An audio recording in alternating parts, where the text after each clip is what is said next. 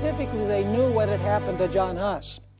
We also read a statement about the condition that Huss was in when he was brought forth from prison. It was a terrible sight. And we need to understand that at this point, Huss had not even had a trial.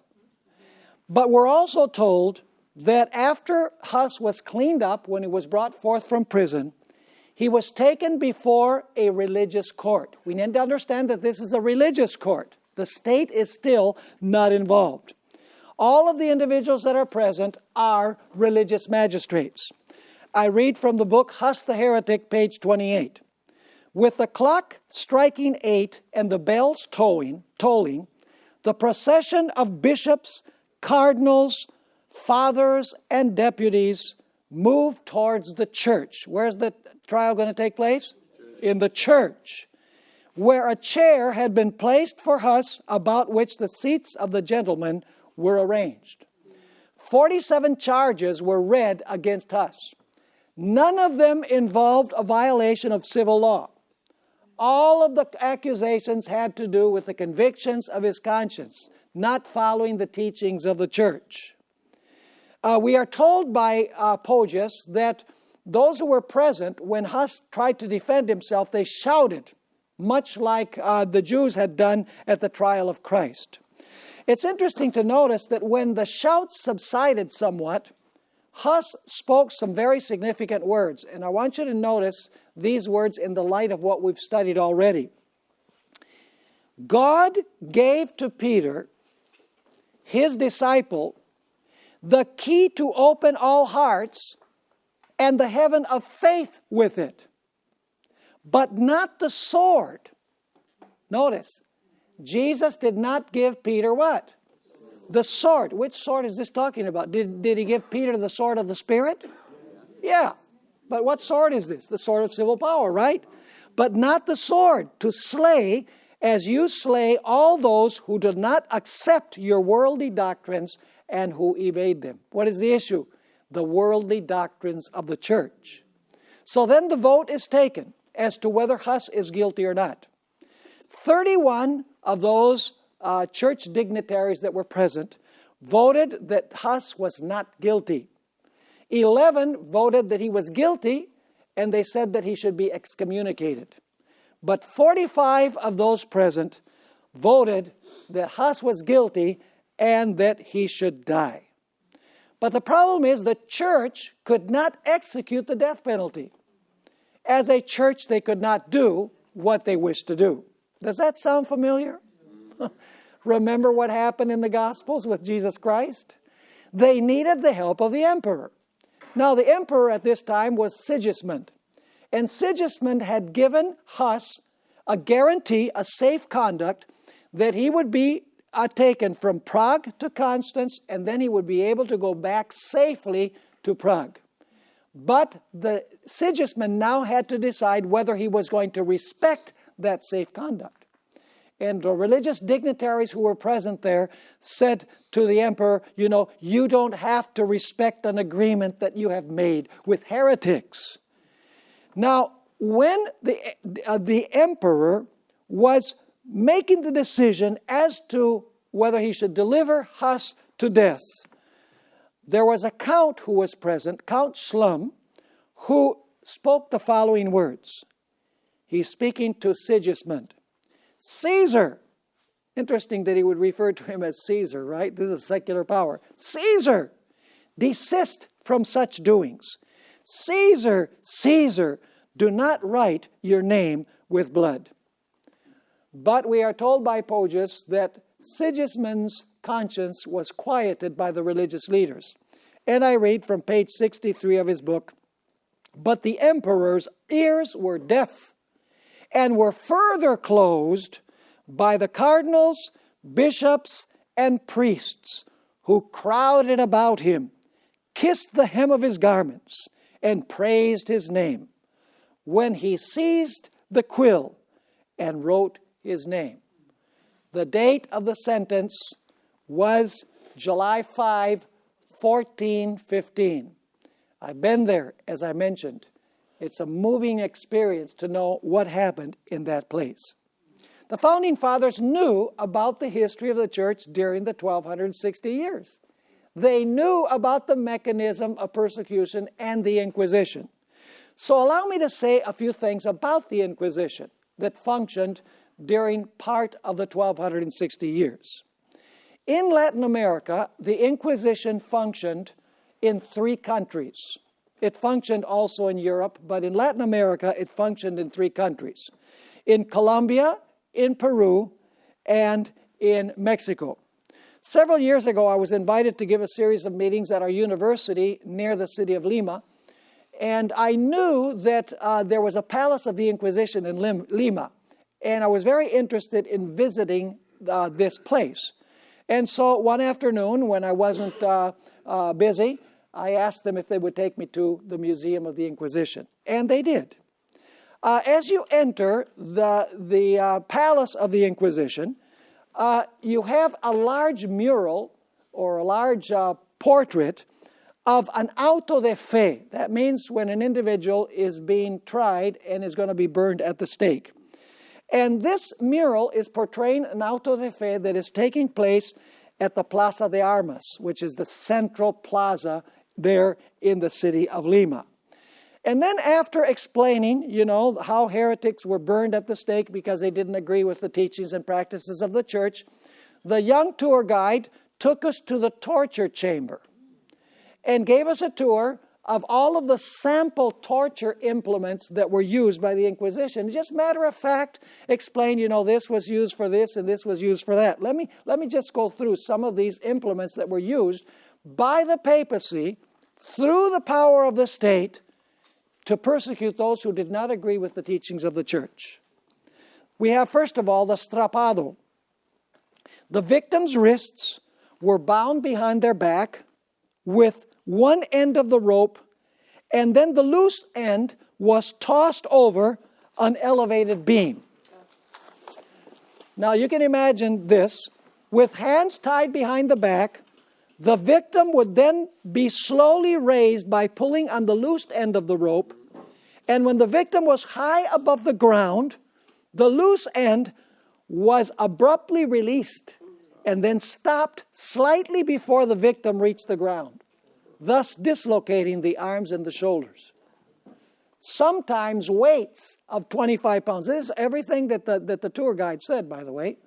Sometimes weights of up to 25 pounds were bound to the victim's feet to make the drop more precipitous and dislocation more painful, simply because they did not agree with the church. Next you have the whipping post. Now I can see myself going through. These first 2 implements of torture are on the right-hand side of the room. The whipping post. With hands and feet in stocks, the prisoner was beaten and whipped on his bare back, a minimum of 50 times and a maximum of 200 times, simply because he did not agree with the teachings and practices of the papal church. Then you take a left turn, and on the left-hand side, there is the rack. Ellen White mentions in her writings the rack. The victim was laid upon a table, face up, with arms and legs extended. The victim's ankles and wrists were then tied with ropes that were attached to pulleys at the 4 ends of the table. Wheels at either end of the board were turned, pulling the legs downward and the arms upward. As the ropes got tighter and tighter, the body was stretched in opposite directions from the limbs. As the victim was commanded to recant, the shoulders, elbows, thighs, and ankles were slowly dislocated as the prisoner writhed in pain, because the prisoner did not agree with the teachings and practices of the church, because of the convictions of his conscience. Then on the right-hand side is the garrote. It was an instrument that slowly strangled the victim. The hands and feet were tied with a rope to the arms and legs of the chair, and a noose was tied around the neck. In back of the chair was a wheel that worked as a tourniquet. The wheel was slowly turned, and this pulled the rope tighter and tighter around the hands, the feet, and the neck until the victim was strangled. And this young person who was giving me the tour was simply matter-of-factly describing all of these implements of torture that were used by the church against those who did not agree with the teachings and practices of the church. By the way, next was waterboarding. Because you go around the other corner, and on the right-hand side, you have an individual who's lying on a bench. It's a mannequin, by the way. And there's this individual that is pouring water down the mouth and is putting a rag inside the mouth. Does that sound familiar? Yeah. That happened in Iraq, by the way, with individuals that were being interrogated. Then, after this, we went down deep into underground tunnels where dungeons had been hewn in the rock. The cubicles were barely larger than the person who was enclosed in them.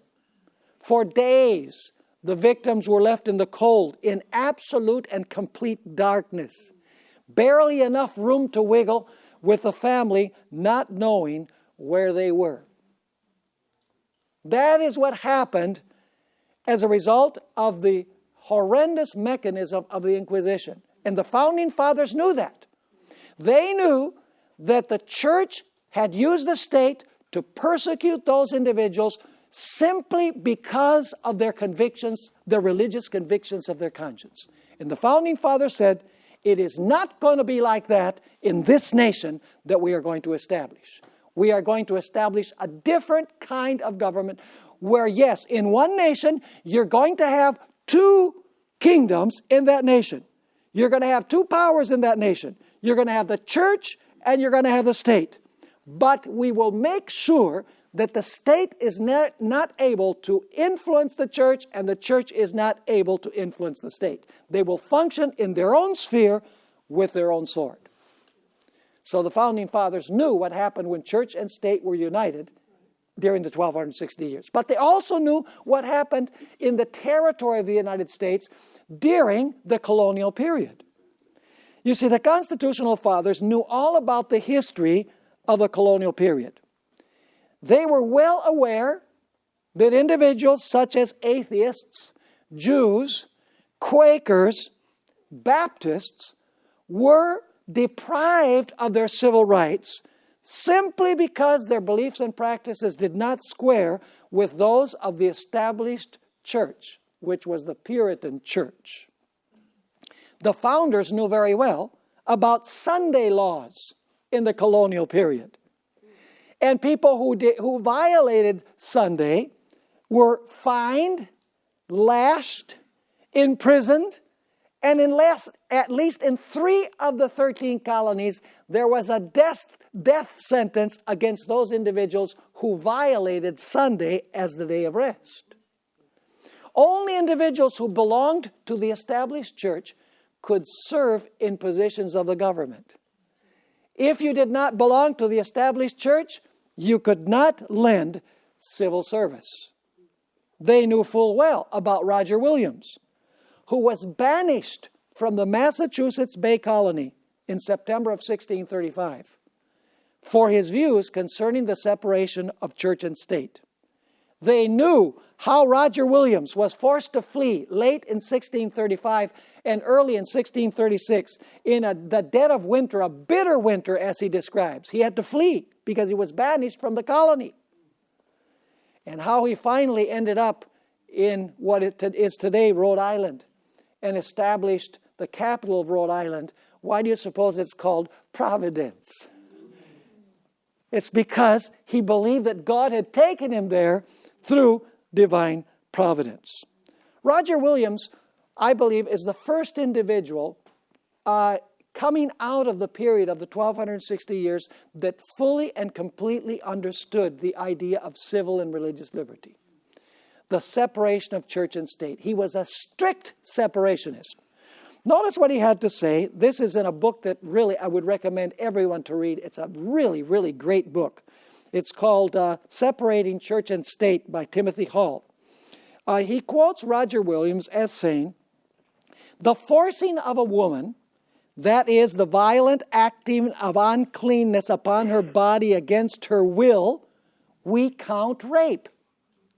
By proportion, that is a spiritual or soul rape, which is forcing of the conscience of any person to acts of worship. He says, in other words, persecution, violating conscience, is spiritual rape, is what Roger Williams is saying. On our next page, Roger Williams stated, the civil magistrate possesses a civil sword. Notice the word that he uses, the expression. Possesses the civil sword for the defense of persons, estates, families, liberties of a city or civil state, and the suppressing of uncivil or injurious persons or actions. So in other words, he says the civil sword is to preserve the civil order of society. Are you catching the point? Once again, we find in this book by Timothy Hall these words of explanation. Nor did Williams think that toleration required believers in different faiths to leave one another alone. In other words, he didn't say, well, you just simply, you don't say anything bad about anybody else's religion. Oh, no, he didn't believe that.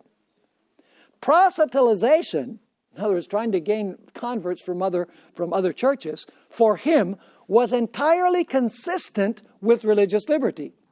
He believed in a militant faith, although one whose militancy expressed itself through spiritual weapons such as preaching and persuasion and prayer rather than through civic violence.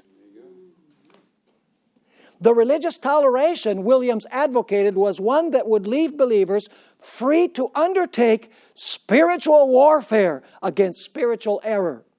He sought to sheath the civil sword so that the sword of spiritual truth could be wielded against apostasy and unbelief. Did Williams believe in two swords? Yes. In the civil sword and the religious sword? Did he believe that you could use a religious sword to try and persuade people from other denominations to join yours by preaching the truth? Absolutely.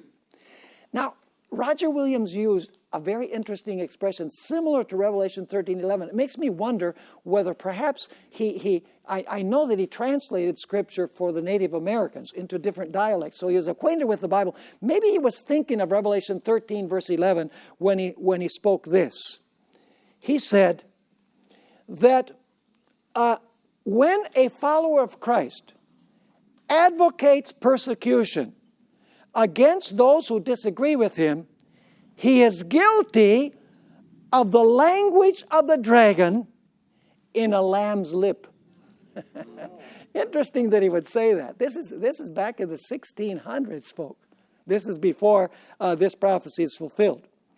Interestingly enough, the sentence of banishment against Roger Williams that was given in September of 1635 was not lifted until 1936, when Bill 488 was expunged from the laws of Massachusetts. And this is how they stated it. Resolved that the sentence of expulsion passed against Roger Williams by the General Court of Massachusetts, Bay Colony, in the year 1635 be and hereby is revoked.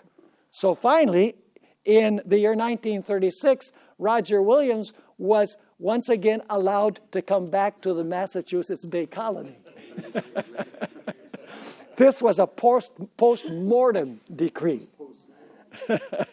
Now, it's interesting to notice that concerning the colonial period, the colony of Virginia, Southern Baptist minister and Republican congressman John Buchanan once said this: preachers like Pat Robertson and Jerry Falwell, and Falwell is dead, by the way, should not forget that in the colony of Virginia, Baptist ministers were beaten and imprisoned and run out of town for preaching their dissenting faith, with Anglican ministers, while Anglican ministers were paid with tax funds from the state treasury.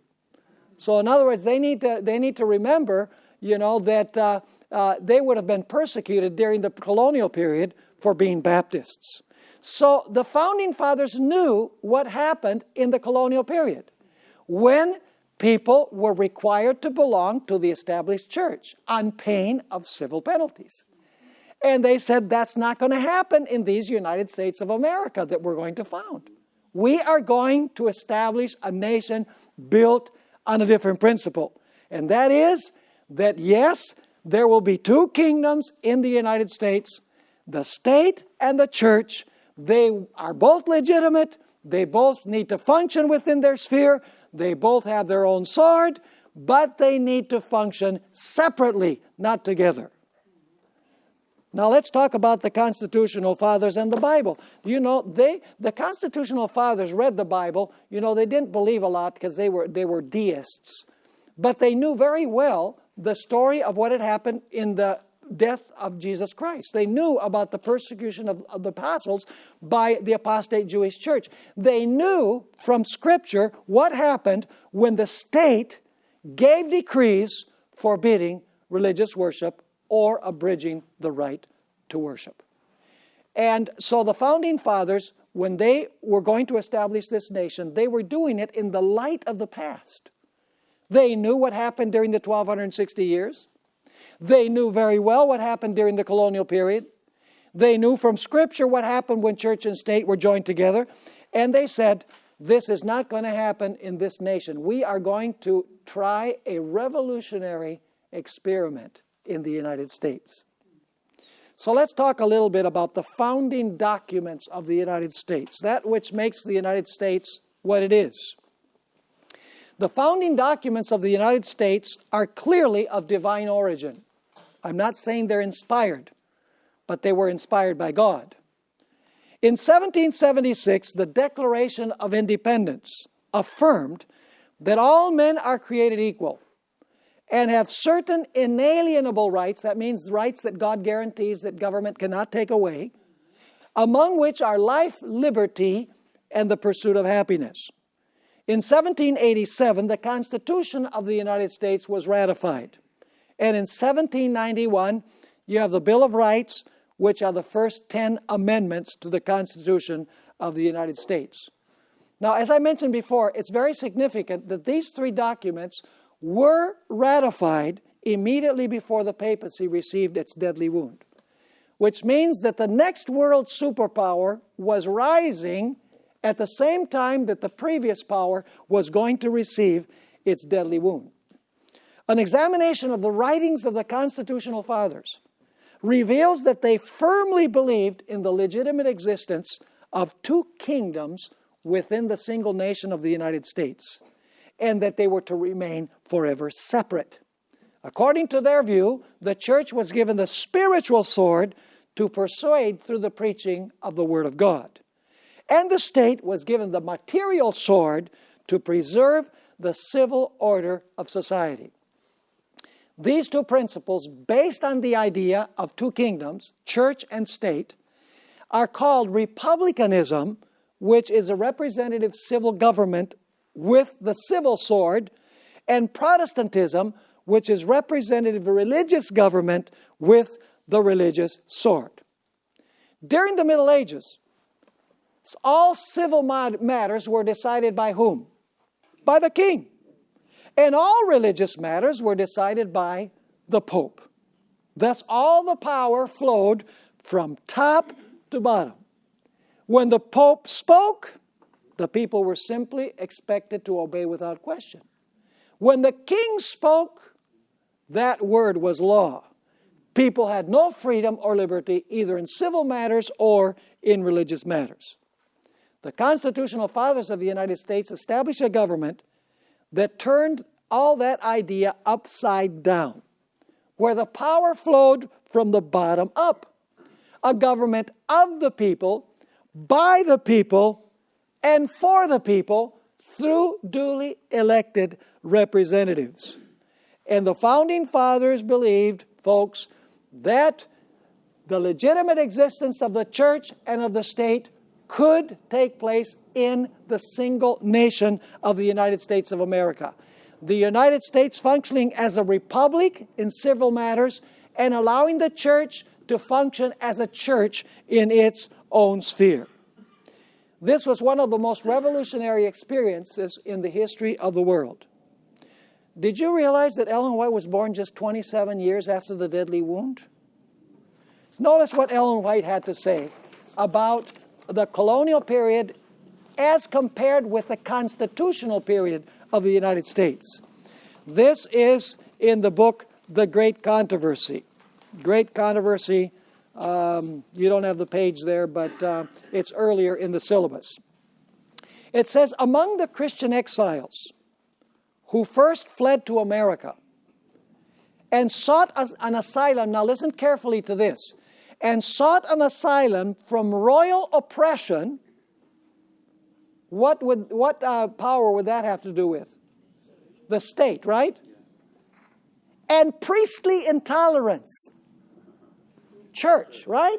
So what are they looking for? They're looking for freedom, civil matters, and freedom in religious matters.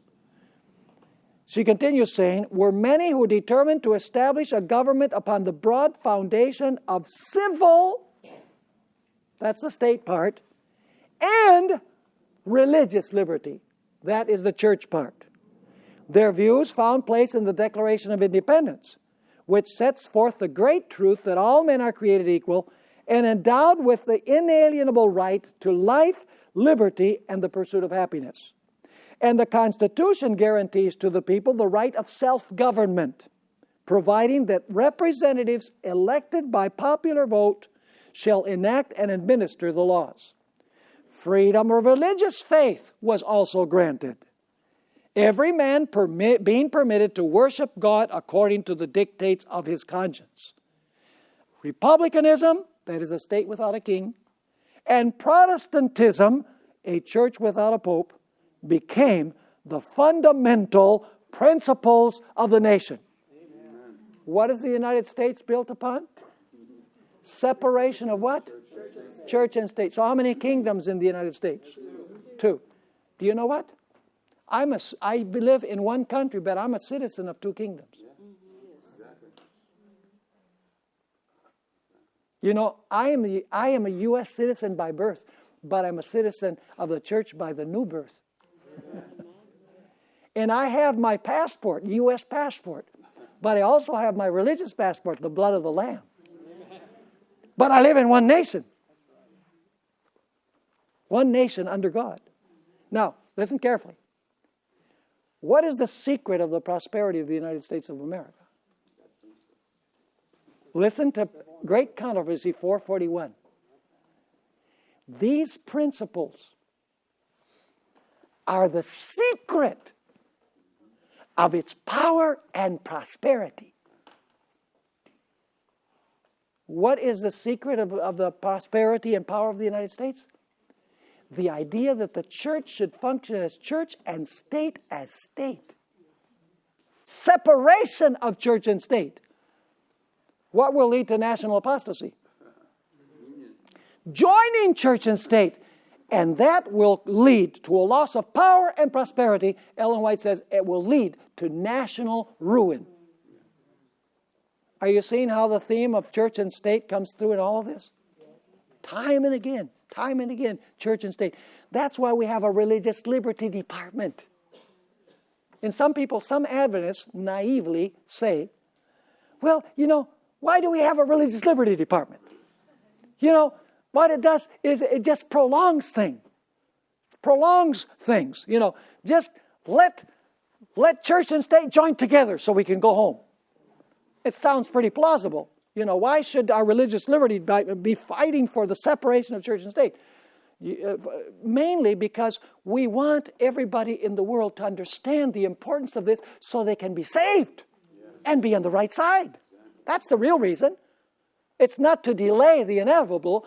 It's so that when the time comes, our religious liberty magazine, and all of these liberty rallies that we have will help people see the issues so they come out on the right side. That's why liberty is sent to politicians, it's sent to lawyers, it's sent to thought thinkers in the U.S. so that when the time comes, you might be happy to have one of those individuals who receive liberty represent you in court. Amen. So we need a religious liberty department in the church. Ellen White says in Great Controversy 442, the founders of the nation sought to guard wisely. The founders of the nation wisely sought to guard against the employment of the secular power on the part of the church, with its inevitable result, intolerance and persecution. Now listen carefully. In this way, the founding fathers rejected the apostate Roman Catholic view that the Roman Catholic Church has, that you're supposed to join church and state. And it went back to the view that was held by the apostles in New Testament times. They returned to the view of the early church. The church is supposed to function as church, and state is supposed to function as state. Now, you say, well, all this is fine and dandy, it's beautiful rhetoric, but can we read some things that the Founding Fathers said to see if this is true? Well, that's what we're going to go next. In our syllabus, the first individual that we are going to read from is George Washington. I think that's a good place to start. First President of the United States, the liberator of the United States from England, and he who presided the Constitutional Convention. Notice what he had to say to the Baptist delegation in 1789.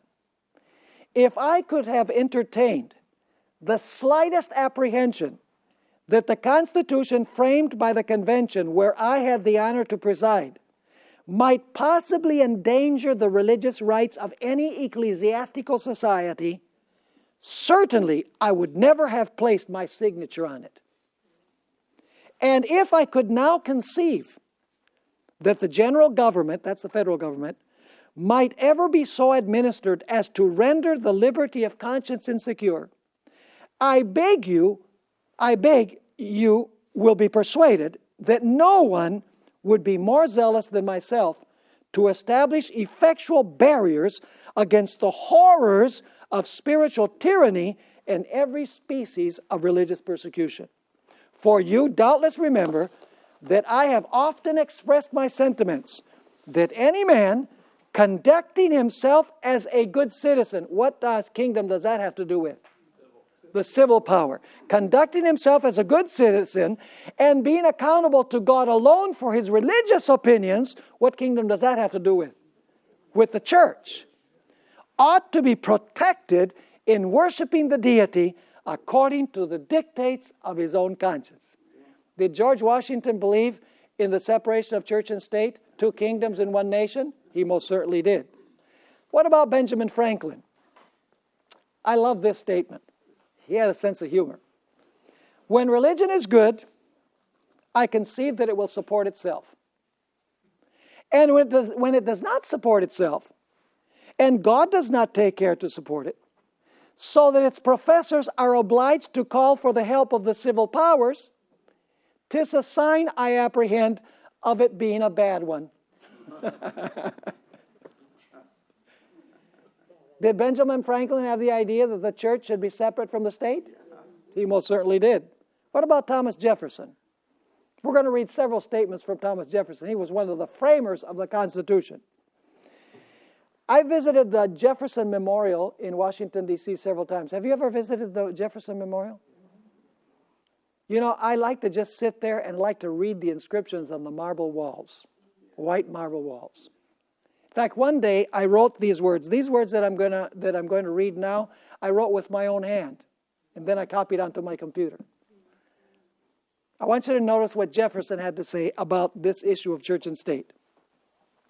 Almighty God hath created the mind what? Free. All attempts to influence it by temporal, what would temporal be? The civil power, right? By temporal punishment or burdens are a departure from the plan of the author, holy author of our religion. No man shall be compelled to frequent or support any religious worship or ministry, or shall otherwise suffer on account of his religious opinions or belief. But all men shall be free to profess and by argument to maintain their opinions in matters of religion. I know but one code of morality for men, whether acting singly or collectively. Did Jefferson believe in the separation of church and state? He most certainly did. And then comes this somewhat humorous statement. The legitimate powers of government extend to such acts only as are injurious to others. It does me no injury for my neighbor to say that there are 20 gods or no gods. It neither picks my pocket nor breaks my leg. Does the government have a right to protect you against pickpockets and against people who breaks your leg? Absolutely. But what he's saying is that's the legitimate power of the government. It's not dealing with religious things. So if you want to have 5,000 gods, so be it. That doesn't hurt me at all for my neighbor to believe that. In 1782, Jefferson wrote this: "It is error alone which needs the support of government. Truth can stand by itself." Was he clear on this separation of church and state? Absolutely. Jefferson knew about the Inquisition. Notice this statement. Is uniformity in matters of religion, in other words, should all churches come together, is that attainable? Millions of innocent men, women, and children, since the introduction of Christianity, have been burnt, tortured, fined, imprisoned. Yet we have not advanced 1 inch towards uniformity. He's speaking of belief and practice. What has been the effect of coercion? To make one half of the world's fools and the other half hypocrites. Why does he say fools? He's saying because you get killed because of what you believe. And a hypocrite because you go along in order not to get killed. So are you with me? Now, Jefferson stated that people should be willing to die as martyrs in order to preserve civil and religious liberty. Notice what he had to say. To preserve the freedom of the human mind, then, and freedom of the press, every spirit should be ready to devote itself to martyrdom. For as long as we may think as we will, and speak as we think, the condition of man will proceed in improvement. You know, the Religious Liberty Department of the General Conference defends other churches when they deal with church-state matters. Even the Catholic Church. The Adventist Church files amicus briefs with the Roman Catholic Church when the government wants to infringe upon the church. You say, well, why would we do that? Because when we defend the religious rights of others, we are defending our own. I want you to notice what Thomas Jefferson had to say about this. It behooves every man who values liberty of conscience for himself to resist invasions of it in the case of others. Or their case may, by change of circumstances, become his own. Yeah. Pretty wise words, right? Do you know Jefferson understood the dangers of the clergy influencing the state? How would he know that? Lucky guess. No, he knew the 1260 years. He knew the colonial period. Notice what he had to say. The clergy, by getting themselves established by law and engrafted into the machine of government, have been a formidable engine against the civil and religious rights of man. He also said in 1813, history, I believe, furnishes no example of a priest-ridden people maintaining a free civil government. This marks the lowest grade of ignorance of which their civil as well as religious leaders will always avail themselves for their own purposes. In another statement, he said, in every country and in every age, the priest has been hostile to liberty. He is always in alliance with the despot, abetting his abuses in return for protection to his own. Here's another one. to suffer the civil magistrate to intrude his powers into the field of opinion and to restrain the profession or propagation of principles on supposition of their ill tendency is a dangerous fallacy which at once destroys all religious liberty, because he, being of course judge of that tendency, will make his opinions the rule of judgment, and approve or condemn the sentiments of others only as they shall square with or differ from his own. Are you understanding that statement? Here's another one. Reason and free inquiry are the only effectual agents against error. Give a loose to them, they will support the true religion by bringing every false one to their tribunal, to the test of their investigation. They are the natural enemies of error and of error only. So you need to have freedom of reason and inquiry in order to discover the truth and in order to defeat error. Now, several years, this is very important, several years after the drawing up and the ratification of the founding documents of the nation, Jefferson looked back on the history of the United States up to that point. This is in the year 1808. And notice what Jefferson had to say. We have solved by fair experiment the great and interesting question whether freedom of religion is compatible with order in government and obedience to the laws. And we have experienced the quiet as well as the comfort which results from leaving everyone to profess freely and openly those principles of religion which are the indications of his own reason and the serious convictions of his own inquiries. So he says, experience has shown that this is a good system. We find also this statement.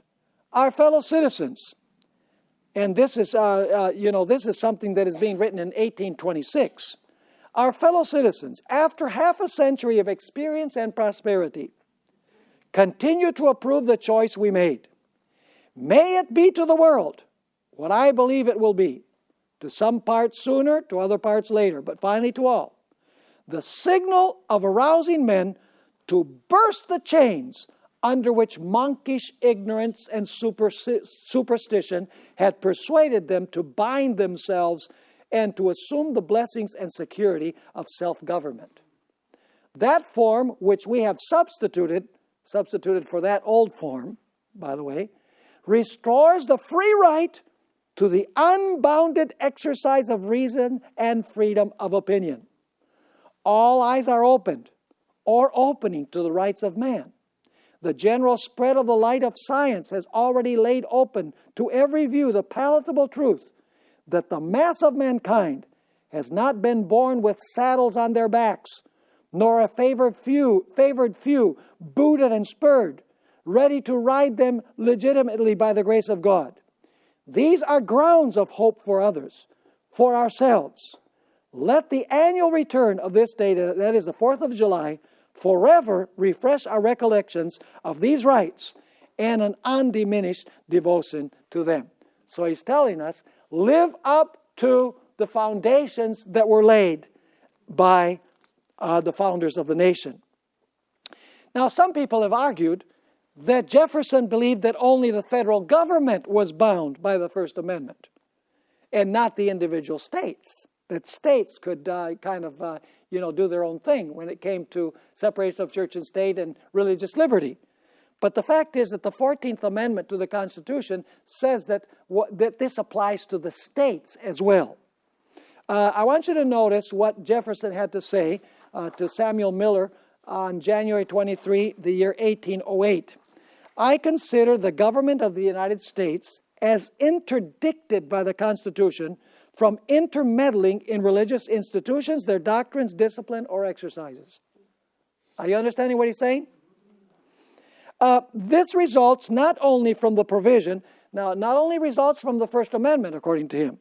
This results not only from the provision that no law shall be made respecting the establishment or free exercise of religion, but from that also which reserves to the states the powers not delegated to the United States. So is he saying that the 14th Amendment also applies to to this issue of separation of church and state to the states? Absolutely. He continues to say, certainly no power to prescribe any religious exercise or to assume authority in religious discipline has been delegated to the general government. It must rest with the states as far as it can be in any human authority.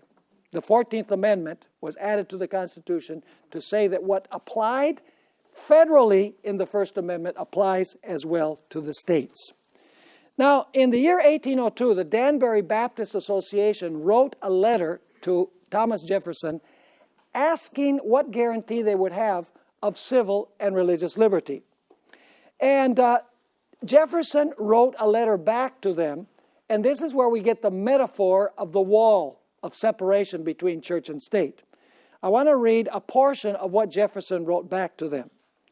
Believing with you that religion is a matter which lies solely between man and his God, that he owes to none other for his faith or his worship, that the legitimate powers of government reach actions only and not opinions, I contemplate with sovereign reverence that act of the whole American people which declared that their legislature, that is the Congress, should make no law respecting the establishment of religion or prohibiting the free exercise thereof, thus building a wall of separation between church and state.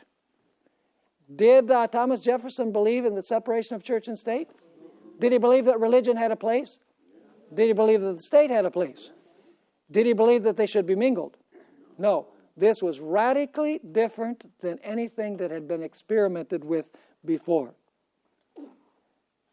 It will be noticed that the first two clauses of the First Amendment guarantee religious rights. Congress can't make a law that establishes a religious observance, and it cannot make a law that forbids people from practicing their religion. But the third clause of the First Amendment guarantees civil rights. So in the First Amendment to the Constitution, we have the two horns like a lamb. The first two clauses guarantee religious liberty. The last clause guarantees civil liberty. So in the First Amendment, we have the content of the two horns like a lamb. Now, what would James Madison say about this? You know, James Madison was one of the great founding fathers. He's actually known as the father of the Constitution. I'm going to skip what we find under James Madison in Memorial and Remonstrance. You can read that, and also Religious Freedom in Virginia and America. And we're going to go to the subtitle that says James Madison Statements. James Madison Statements. You can read here about Memorial and Remonstrance. It's an interesting history. It's a chapter in the history of civil and religious liberty, but we don't have the time to read that. You can read it at your leisure. Now, in a letter to Edward Livingston, James Madison once stated, I observe with particular pleasure the view you have taken of the immunity of religion from civil jurisdiction, in every case where it does not trespass on private rights or the public peace. Are you understanding what he's saying?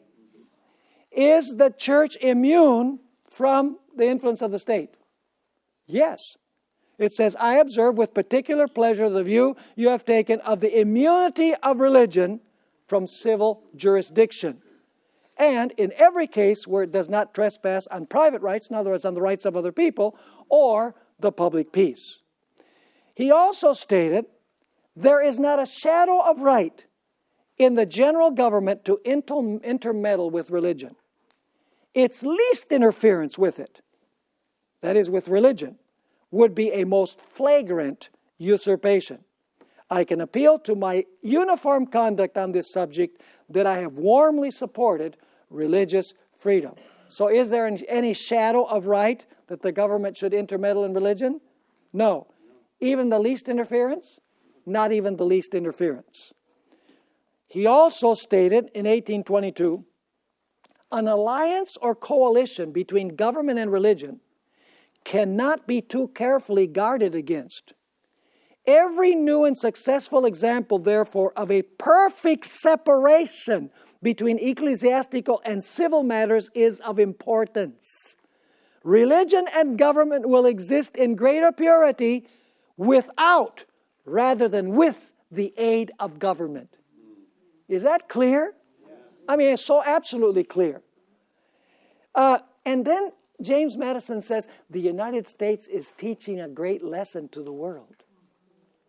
See, the U.S. became an example for other nations in Europe, in Latin America, all over the world to establish this style of government.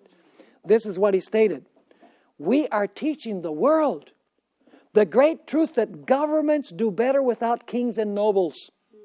In other words, that's a Republican style of government. Rather than with them. The merit will be doubled by the other lesson that we're teaching the world. And that is that religion flourishes in greater purity without than with the aid of government.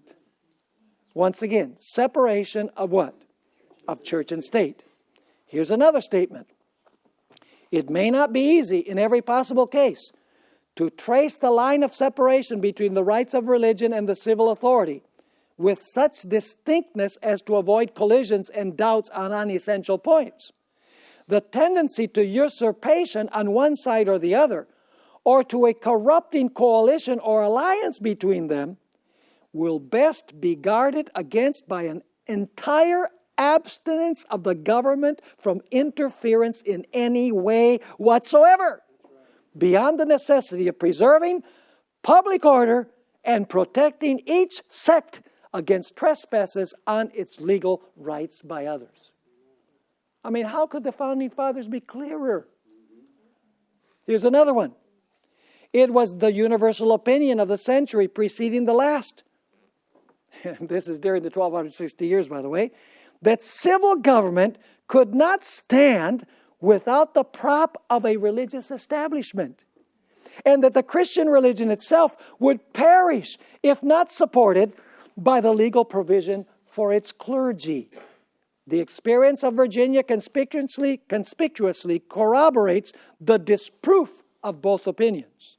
The civil government, though bereft of everything like an associated hierarchy, possesses the requisite stability and performs its functions with complete success.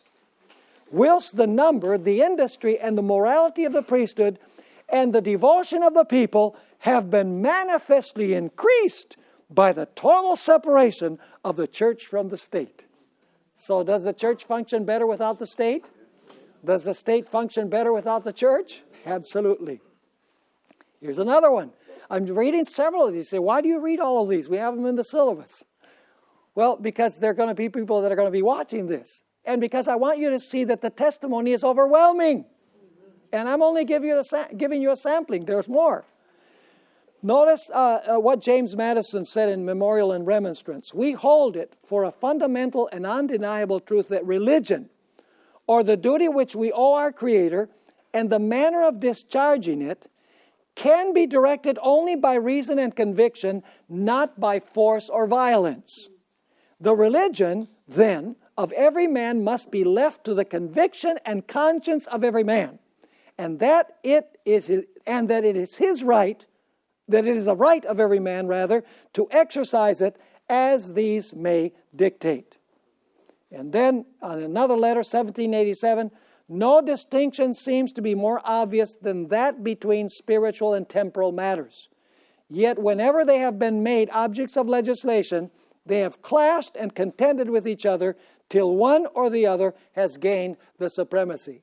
So he says neither the state nor the church should have the dominant. They should function separately. And here's another one. The experience of the United States is a happy disproof of the error so long rooted in the unenlightened minds of well-meaning Christians, that's, by the way, the 1260 years, as well as in the corrupt hearts of persecuting usurpers, that without a legal incorporation of religious and civil polity, neither could be supported. A mutual independence is found most friendly to practical religion, to social harmony, and to political prosperity. Now, I must say that sometimes the Founding Fathers themselves were inconsistent. You see, this shows that it's possible to believe in the two horns like a lamb and speak like a dragon. let's introduce this, and then we'll come back to it in our next session. Some revisionist historians, such as David Barton, have shown that the founders of the United States were always not consistent with the principles of separation of church and state. This is true, but the conclusion that Barton draws from this fact is false. Timothy Hall explains one example of a bold-faced contradiction between Madison's opinions and his actions. And I read now from Timothy Hall. Madison's actions did not always coincide with his professed opinions. Does that sound like the beast that has 2 horns like a lamb but speaks like a dragon? Yes. Particularly with those he professed late in his life. So he grew in his understanding, didn't he? Late in his life, he had clear the idea of separation. But earlier in his life, his actions kind of contradicted sometimes his professed opinions. He continues writing, for example, it has been noted that on the same day Madison introduced Jefferson's bill for establishing religious freedom in the Virginia legislature, which is Bill number 84, he also introduced a bill for the punishment of Sabbath breakers. I say, what are you talking about? The same day? Are you saying that the same day that he said that there's supposed to be 2 horns like a lamb, he's saying that there needs to be religious legislation? Does that show that it is possible for a nation to have these 2 principles in theory, but to deny them in practice? Absolutely. Madison pushed through the Virginia legislature a bill that was called a bill for punishing disturbers of religious worship and Sabbath breakers. This was clearly a religious law established by the Virginia legislature, and thus a violation of Madison's and Jefferson's principles.